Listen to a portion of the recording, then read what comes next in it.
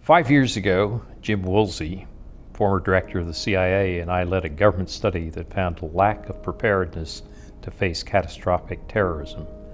Our warnings and those of similar groups went largely unheeded. I remember saying to somebody that we were not going to pay attention until there was the equivalent of a Pearl Harbor, and alas, that turned out to be correct. In fact, I hate to tell you this, but when we first submitted an op-ed in the 90s on this, the New York Times turned it down, as did another newspaper, because they said it was just hyping the intelligence budget. Well, this op-ed was written in a sense of, personal anguish after 9/11, that if we were going to prevent this happening again, we were going to have to reorganize. We're going to have to make major changes in government. The FBI and the CIA, for example, didn't really communicate very well with each other.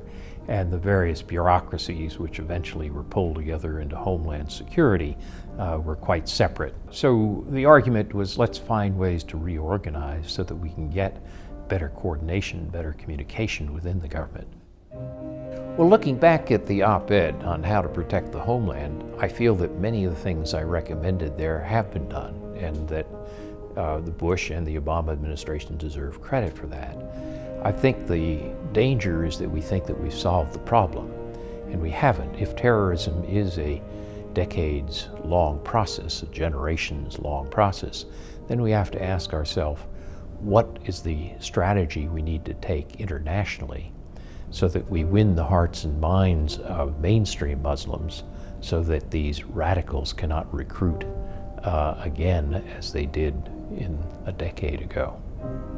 And that means we have to resist the kind of nativistic and chauvinistic attacks on Muslims, which try to divide the world into the West versus Islam, which is exactly the trap that bin Laden wanted us to fall into.